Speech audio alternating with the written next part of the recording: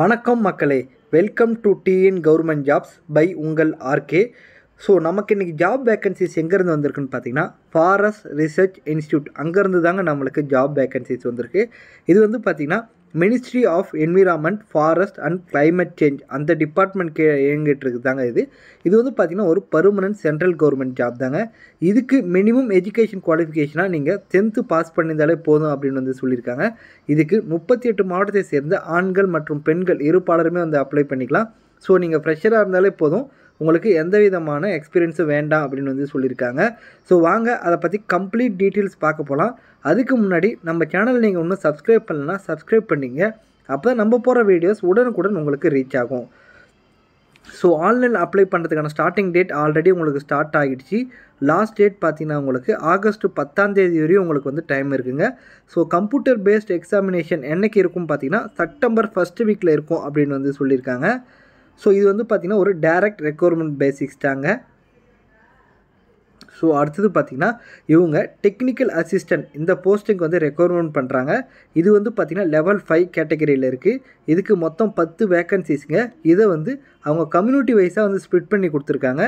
யூஆருக்கு 1, இடபிள்யூஎஸ்சிக்கு 1, எஸ்சிக்கு 2, எஸ்டிக்கு 2, ஓபிசிக்கு 4 அப்படின்னு சொல்லி இவங்க வந்து கம்யூனிட்டி வைஸாக ஸ்ப்ளிட் பண்ணி கொடுத்துருக்காங்க. இதற்கான கல்வி தகுதியாக நீங்கள் பேச்சுலர் டிகிரி சயின்ஸ் குரூப்பில் வந்து எடுத்து படிச்சிருக்கணும் அப்படின்னு வந்து சொல்லியிருக்காங்க. சயின்ஸ் குரூப்னால் botany, zoology, agriculture, forestry, biotechnology or chemistry, environmental science or statistics இதில் ஏதாவது ஒரு சப்ஜெக்ட் வந்து நீங்கள் வந்து பேச்சுலர் டிகிரி எடுத்து படிச்சிருந்தா இந்த போஸ்டிங்க்கு வந்து நீங்கள் எலிஜிபிலிட்டி அப்படின்னு வந்து சொல்லியிருக்காங்க. ஸோ அடுத்தது ஃபாரஸ்ட் கார்டு, இதுக்கு மொத்தம் 3 வேக்கன்சிஸ், யூஆருக்கு 2 வேக்கன்சிஸ், ஓபிசிக்கு 1 வேக்கன்சிஸ் அப்படின்னு வந்து சொல்லியிருக்காங்க. இதுக்கு நீங்கள் 12th வந்து சயின்ஸ் குரூப் எடுத்து பாஸ் பண்ணியிருந்தால் போதும் அப்படின்னு வந்து சொல்லியிருக்காங்க. இது கூட அவங்க வந்து ஒரு கோர்ஸ் முடிச்சிருக்கணும்னு சொல்லியிருக்காங்க, ஃபாரஸ்ட்ரி ட்ரைனிங் கோர்ஸ். இது வந்து இன்கேஸ் நீங்கள் முடிக்கலைன்னா ஒன்றும் பிரச்சனை இல்லை. வேலையில் ஜாயின் பண்ணதுக்கப்புறம் அவங்க வந்து ப்ரொபோஷன் பீரியட் அப்படின்னு வந்து சொல்லுவாங்க. அதாவது 1 வருஷம் 2 வருஷம் அந்த ப்ரொபோஷன் பீரியட்னு உங்களுக்கு வந்து இருக்கும். ஸோ அந்த டைமில் வந்து நீங்கள் இந்த கோர்ஸை முடித்தா போதும், அதுக்கு வந்து எலிஜிபிலிட்டி அப்படின்னு வந்து சொல்லிட்டாங்க. ஸோ அதை பற்றி நீங்கள் பயப்பட தேவையில்ல. ஒன்ஸ் ஜாபில் ஜாயின் பண்ணதுக்கப்புறம் கூட நீங்கள் இந்த வந்து கோர்ஸை வந்து முடிச்சிக்கலாம் அப்படின்னு வந்து சொல்லியிருக்காங்க. Physical probationary test and medical standard test வந்து உங்களுக்கு வந்து இருக்கும் அப்படின்னு வந்து சொல்லியிருக்காங்க. அடுத்தது டிரைவர் வந்து பார்த்திங்கன்னா லெவல் 2 கேட்டகரியில் வருது. இதுக்கு ஒரே ஒரு வேக்கன்சிஸ் யூஆரில். ஸோ இதுக்கு வந்து நீங்கள் 10th பாஸ் பண்ணியிருந்தால் போதும், உங்களோட டிரைவிங் லைசன்ஸ் வேலிடிட்டாக இருக்கும் அப்படின்னு சொல்லியிருக்காங்க. அது கூட 3 இயர்ஸ் வந்து உங்களுக்கு வந்து டிரைவிங் மோட்டார் கார் இதில் வந்து 3 இயர்ஸ் உங்களுக்கு வந்து எக்ஸ்பீரியன்ஸ் இருக்கணும் அப்படின்னு வந்து சொல்லியிருக்காங்க. ஸோ இதற்கான அப்ளிகேஷன் ஃபீஸ் எவ்வளோ சார் அப்படின்னு கேட்டிங்கன்னா டிரைவர், ஃபாரஸ்ட் கார்டு 2 பேருக்குமே பார்த்திங்கன்னா உங்களுக்கு எக்ஸாம் ஃபீஸ் 150 ரூபா, ப்ராசஸிங் ஃபீஸ் 700 ரூபா அப்படின்னு சொல்லியிருக்காங்க. மொத்தம் 700 ரூபா ப்ளஸ் ஜிஎஸ்டி ப்ளஸ் 150 ரூபா உங்களுக்கான ஃபீஸ் இருக்கும் அப்படின்னு வந்து சொல்லியிருக்காங்க. டெக்னிக்கல் அசிஸ்டன்ட் லெவல் 5க்கு பார்த்தீங்கன்னா எக்ஸாம் ஃபீஸ் 350 ரூபா ப்ளஸ் ப்ராசஸிங் ஃபீஸ் 700 ரூபா ப்ளஸ் ஜிஎஸ்டி இருக்கும் அப்படின்னு வந்து சொல்லியிருக்காங்க.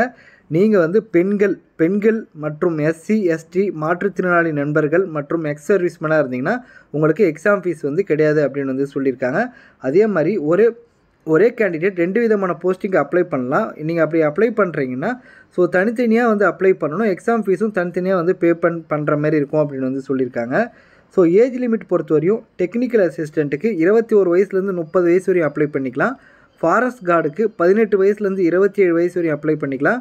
டிரைவருக்கு 18 வயசுலேருந்து 27 வயசு வரையும் அப்ளை பண்ணிக்கலாம் அப்படின்னு வந்து சொல்லியிருக்காங்க. சென்டர் ஃபார் ரிட்டன் எக்ஸாமினேஷன், உங்களுக்கான ரிட்டன் எக்ஸாமினேஷன் சென்டர் வந்து எங்கே இருக்குன்னு பார்த்தீங்கன்னா இந்தியா ஃபுல்லாக இருக்குது. இந்தியாவில் நம்ம தமிழ்நாட்டில் பார்த்தீங்கன்னா கோயம்புத்தூரில் எக்ஸாமினேஷன் சென்டர் போட்டிருக்காங்க. நம்ம கோயம்புத்தூரில் மட்டும்தான் எக்ஸாமினேஷன் சென்டர் இருக்குது. ஏன்னா கோயம்புத்தூரில் மட்டும்தான் அந்த ஃபாரஸ்ட் ஏரியா பக்கத்தில் இருக்க இந்த இதெல்லாம் வந்து அவங்களுக்கான சோர்ஸ் இருக்குது. ஸோ எக்ஸாமினேஷன் சென்டர் பார்த்திங்கன்னா நம்ம கோயம்புத்தூரில் மட்டும்தான் நம்ம தமிழ்நாட்டை பொறுத்தவரை இருக்குது. ஸோ பிளேஸ் ஆஃப் போஸ்டிங் பார்த்திங்கன்னா இந்தியாவில் எங்கே வேணாலும் இருக்கும் அப்படின்னு வந்து சொல்லியிருக்காங்க. ஸ்கீம் ஆஃப் எக்ஸாமினேஷன் அப்படின்ற பொறுத்து பார்த்திங்கன்னா உங்களுக்கு வந்து பார்த்திங்கன்னா ஸ்கீம் ஆஃப் எக்ஸாமினேஷன் பொறுத்தவரையும் உங்களுக்கு வந்து காம்படிட்டிவ் ரிட்டன் எக்ஸாமினேஷன் இருக்கும் அப்படின்னு வந்து சொல்லியிருக்காங்க. டிரைவருக்கு வந்து பார்த்திங்கன்னா physical standard test for the post of forest guard அதுக்கு வந்து ஃபாரஸ்ட் கார்டுக்கு வந்து ஃபிசிக்கல் ஸ்டாண்டர்ட் டெஸ்ட் இருக்கும் அப்படின்னு வந்து சொல்லியிருக்காங்க. ஸோ கொஸ்டின் பேப்பர் பார்த்தீங்கன்னா உங்களுக்கு பைலிங்குவலில் தான் இருக்கும், இங்கிலீஷ் அண்ட் ஹிந்தியில் இருக்கும் அப்படின்னு வந்து சொல்லியிருக்காங்க.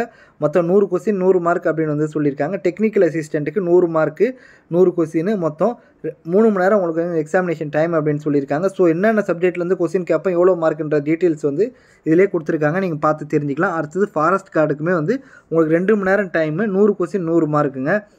ஃபிசிக்கல் ஸ்டாண்டர்ட் டெஸ்ட்டை பொறுத்த வரையும் உங்களுக்கு வந்து வாக்கிங் வந்து மேல் கேண்டிடேட்டாக இருந்தீங்கன்னா 4 மணி நேரத்தில் 25 கிலோமீட்டர் வந்து நீங்கள் நடக்கணும் அப்படின்னு வந்து சொல்லியிருக்காங்க.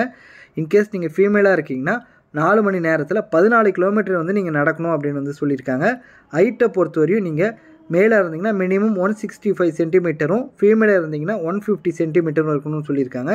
செஸ்ட்டு வந்து வித்தவுட் எக்ஸ்பென்ஷனில் பார்த்தீங்கன்னா மேலுக்கு 79, ஃபீமேலுக்கு 74.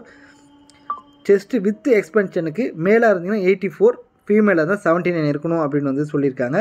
ஸோ டிரைவருக்கும் பார்த்தீங்கன்னா உங்களுக்கு 2 மணி நேரம் எக்ஸாமினேஷன் டைம், 100 மார்க்கு 100 கொஸ்டினுங்க. நெகட்டிவ் மார்க் இருக்குங்க. ஒரு கொஸ்டின் நீங்கள் வந்து தப்பாக ஆன்சர் பண்ணிங்கன்னா 1:3 என்ற கேட்டகரியில் உங்களுக்கு வந்து மார்க் வந்து டிடெக்ட் பண்ணுவோம் அப்படின்னு வந்து சொல்லியிருக்காங்க. So qualification minimum qualification mark அப்படின்னு பார்த்தீங்கன்னா யூஆருக்கு வந்து மினிமம் நீங்கள் வந்து 50% மார்க் எடுத்தால் குவாலிஃபைங் அப்படின்னு வந்து சொல்லியிருக்காங்க. ஓபிசியாக இருந்தீங்கன்னா 45%, எஸ்சி எஸ்டி மாற்றுத்திறனாளி நண்பர்கள் மற்றும் எக்ஸ் சர்வீஸ்மேனாக இருந்தால் 40% குவாலிஃபைங் மார்க் அப்படின்னு வந்து அவங்க வந்து டிசைட் பண்ணியிருக்காங்க.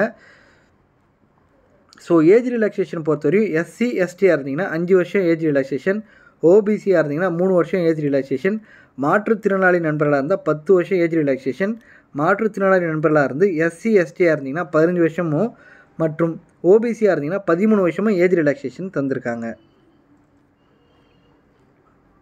So crucial date for age calculation அப்படின்னு பார்த்தீங்கன்னா அதாவது க்ரூஷியல் டேட் உங்களோட ஏஜ் வந்து நான் சொல்லியிருக்காங்க இல்லைங்களா 18 வயசுலேருந்து 27, அதெல்லாம் வந்து எந்த அன்னைக்கு வந்து கனெக்ட் பண்ணுவாங்க பார்த்தீங்கன்னா 1/7/2025 படி அவங்க கேட்டிருக்க டேட்டு வந்து நீங்கள் வந்து மினிமம் ஏஜோ மேக்ஸிமம் ஏஜோ வந்து நீங்கள் வந்து பூர்த்தி அடைஞ்சிருக்கணும் அப்படின்னு வந்து சொல்லியிருக்காங்க. அதற்கான டேட்டு 1/7/2025 படி தான் அவங்க வந்து கால்குலேட் பண்ணுவாங்க. ஸோ அவ்வளோதான் ஃப்ரெண்ட்ஸ், இதோட இந்த வீடியோ முடியுது. இந்த வீடியோ பிடிச்சிருந்துச்சுன்னா லைக் பண்ணுங்கள், ஷேர் பண்ணுங்கள் மற்றும் உங்கள் நண்பர்களுக்குமே தெரிவிங்க. உங்களுக்கு ஏதாவது டவுட் இருந்துச்சுன்னா கமெண்ட் பண்ணுங்கள், கண்டிப்பாக நான் வந்து ரிப்ளை பண்ணுறேன். Thank you so much for your support friends.